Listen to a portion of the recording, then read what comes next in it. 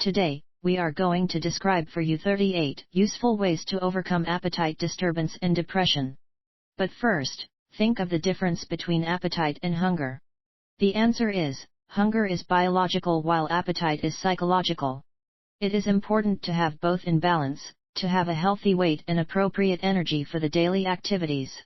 But if the appetite becomes disturbed, then one will start eat less than required, which is, hunger is there but the appetite is absent, or more than required, which is, hunger is absent but the appetite is there. Did you know the difference between hunger and appetite before? Let me know in the comments. Now, let's start with the 38 ways. Point number 1, eat enough protein. You can have eggs in breakfast as a supplement of protein and balance appetite disturbance. Getting sufficient protein in your diet can help promote weight loss, partly by decreasing your appetite. Point number 2, fiber-rich foods consumption. A recent review reports that adding fiber-rich beans, peas, chickpeas, and lentils to your meal can increase feelings of fullness by 31%, compared to other meals. These grains can also help reduce hunger and keep you feeling full. Point number 3, pick solids over liquids. Scientists believe the extra chewing time allows solids to stay in contact with the taste buds for longer, promoting feelings of fullness. So, eating your calories rather than drinking them can help you eat less and get rid of appetite disturbance. Point number 4, drink coffee. Interestingly, decaffeinated coffee may produce the highest hunger reduction, with effects that last up to 3 hours after consumption. So, to reduce hunger and control appetite disturbance, it is suggested to drink coffee, mostly decaf, for up to 3 hours. Point number 5, fill up on water. Drinking water can help decrease the hunger you feel before meals. It may also increase feelings of fullness following a meal and promote weight loss. Interestingly, starting your meal with soup may act in the same way. Point number 6, take healthy snacks. If snacking is a part of your daily routine, you may want to choose snacks that are high protein rather than high fat. As high protein snacks can increase feelings of fullness and decrease total calorie intake at the following meal. Point number 7, eat ginger. Ginger has been linked to many health benefits, such as, ginger decreases inflammation, stimulates digestion, and suppresses your appetite. These properties lead some to believe that ginger may promote weight loss. Point number 8, exercise. Individuals who exercise frequently burn a lot of calories. This is especially true if you regularly participate in high-intensity exercise or engage in physical activity for long durations. Point number 9, get enough sleep. At least 7 hours of sleep per night is likely to maintain bodily appetite needs, and you can get control over appetite disturbance. Point number 10, reduce stress. Reducing stress levels may help decrease cravings, increase fullness, and even protect against depression and obesity. Point number 11, make use of protein-rich food. Eat foods high in calorie and protein content. Foods high in protein are peanut butter, eggs, nuts, cereal, chicken, steak, meat, etc. Foods high in calories are cheese, yogurt, ice cream, peanut butter, etc. Point number 12, less fluid intake. Try to limit your water intake 30 minutes before meals and see if your appetite improves.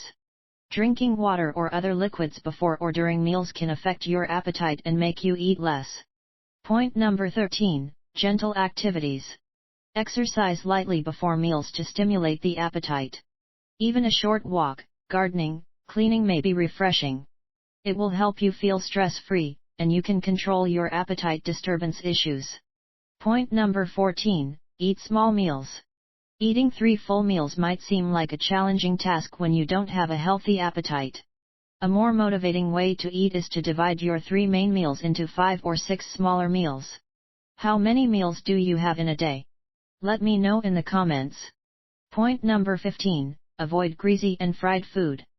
Foods that make you feel gassy should also be avoided as these make you feel full, such as beans, cauliflower, broccoli, and carbonated drinks. The goal is not to feel full but to nourish yourself. Point number 16, use of large plate. This technique makes it look like you are eating less food and makes the task of eating seem less overwhelming. It is a psychological-based technique like you are ditching your mind to eat more. Point number 17, take care of mouth-related problems. Take care of mouth sores and other mouth-related problems that can make eating unpleasant. When you feel good and healthy, you enjoy your meal and balance your body fats and weight. Point number 18, eat food when you are most hungry. When you feel hungry even though you recently ate, check to see if what you're feeling is a craving brought on by something psychological. Eating regular meals can help you be more aware of hunger and fullness. Point number 19, try different and new foods. Trying something new may excite you and increase your appetite. Try eating soft foods when you are not feeling well, for example pancakes, eggs, casseroles, cheese, pasta, potatoes. Point number 20, cool off appetite with soup. If you are feeling hunger at a rough time, then it is better to try the soup. Soup is good for appetite disturbance and can help you to combat bodily eating patterns. Let me know your favorite kind of soup in the comments. Point number 21, slow down when eating fast. Eating too quickly often leads to overeating, as your brain doesn't have enough time to receive fullness signals. Additionally, eating slowly has been shown to decrease the amount of food consumed during the meal due to an increase in fullness hormones. Point number 22, identify stressors. Identify the circumstances and emotions that lead you to stress eat. These are your emotional eating triggers, and once you recognize them, you can take steps to avoid them or at least be prepared for them. Point number 23, reach out for help. If you often feel guilt, shame, or regret over your eating habits, you may want to speak with a professional counselor. Point number 24, intuitive eating. Once you understand and trust your natural eating cues, unless you have dietary restrictions, you can permit yourself to give in to a craving for, say, the chocolate cake just as quickly as you allow yourself to eat vegetables without guilt or shame. Point number 25, change the eating pattern. Try to record food consumption daily and note it down on a diary. The normal eating pattern range from 3 times per day. Eating more than 3 times associated with overeating, and less than 3 times is associated with less eating. Point number 26, fight fatigue and improve energy levels. Changing up your diet to incorporate certain foods can fight fatigue. But to keep the energy up, most of the carbohydrate foods you eat should be whole. If you don't have much of an appetite, eat smaller portions more often. Point number 27, don't eat while working. Eating while you're distracted by work can be a disaster for your waistline and energy levels. Research has shown that eating while distracted can lead to overeating. Point number 28, diet is not a war to fight. Look for new cool restaurants where they cook food which fits your new lifestyle. It is not a punishment. Don't think you are in a coercive situation. Point number 29, treat underlying digestive problems. It is important to look for digestive problems to cater your appetite disturbances. Such issues can result from bacteria in food, infection, stress, certain medications, or chronic medical conditions such as colitis, Crohn's disease, and IBS. Point number 30, treat nausea. Take the anti-nausea medication at the first sign of queasiness or nausea. Delay eating favorite foods if feeling nauseous. Point number 31, check regularity of hormones controlling appetite. The 2 hormones most closely associated with energy homeostasis, leading to appetite and satiety, are ghrelin and leptin. It is suggested to do a medical checkup to assure the regularity of hormones. Point number 32, meal replacement supplements. Meal replacement shakes are a portable and convenient option for an on-the-go meal. So, be sure to choose a meal replacement shake high in protein and low sugar and artificial ingredients. Point number 33, cannabinoid drugs.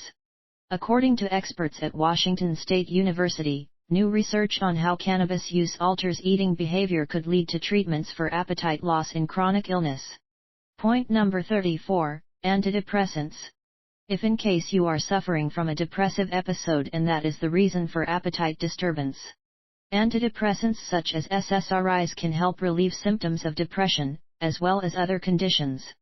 Point number 35, cognitive therapies. Cognitive behavioral therapy, CBT, is the leading evidence-based treatment for bulimia nervosa and anorexia nervosa. Point number 36, Behavioral Therapies. The first-line treatment for bulimia nervosa, cognitive behavioral therapy, uses food-based self-monitoring. Point number 37, Nutritional Counseling. With the help of a nutrition counselor, you can use nutrition to increase energy, strengthen your immune system, and reduce disease symptoms. Point number 38, Family Therapy. Family-based therapy is a treatment method designed to empower family members to support the patient's recovery in a home setting by providing parents and siblings with education on eating disorders. Let us know about your favorite point or which way do you think will work the best for you. If you have any questions, suggestions, or recommendations, feel free to let us know in the comments section. That's all, folks. Stay happy. Stay beautiful.